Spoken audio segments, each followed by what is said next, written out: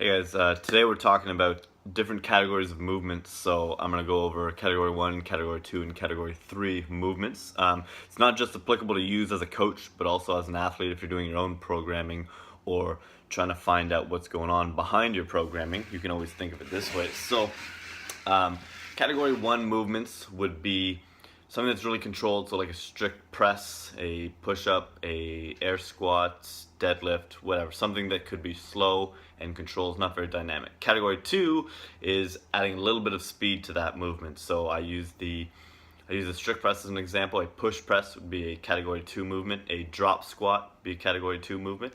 And then category 3 would be something like if you're on the ground on your knees, you jump up and then land in the bottom of a squat. A squat clean, a squat snatch, a push jerk, split jerk. Those are category 3 movements because there's a change in direction on top of the speed. So what does that all mean? As a coach, you want to look at those movements, and when you're assessing your athletes, you want to think, A, does my athlete have the motor control to be able to do certain movements? If they do not, or let's say they do not have the motor control to do category 2 or category 3, you're going to move over to category 1 and make sure they have that down path, obviously before moving on. As an athlete, you can do the same thing. Obviously, if you're your own coach, doing your own programming, doing your own workouts, or if you have something, if there's a problem with one of those category 3 movements, one of those more dynamic movements, you can always take a few steps back to see, is there anything wrong with my strict press? No. Is there anything wrong with my push press? There's the problem. That's why I'm having problems with split jerk, push jerk, or whatever category 3 movement you might think about. Okay. Also, as a coach, you should be thinking about motor control first, not always just blaming problems on mobility. So if someone's squatting with their feet severely turned out, do they, first off, don't just assume they have tight glutes, tight hip flexors, a tight IT band, whatever. Ask them, hey, can you squat with your feet together, or feet parallel rather?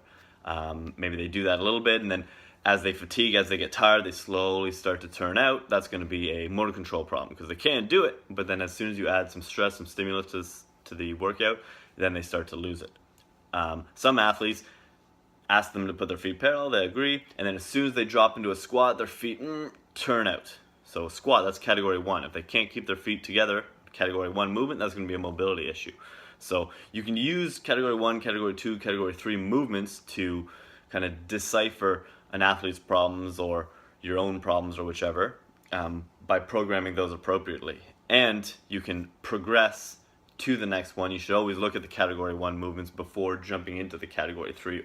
Or, better yet, you can use the category 3 as a diagnostic tool, like, there's something wrong with this, and then take a step back accordingly to see where the fault may lie. So maybe that's really applicable as a coach. You should be using that as an athlete if you want to know what's going on behind your workout instead of just not knowing the method behind the madness. You can think behind category 1, category 2, category 3. What does this mean? What am I doing? What am I missing? Is it motor control? Is it range of motion? So on and so forth. Okay, so hope that was helpful. See you tomorrow.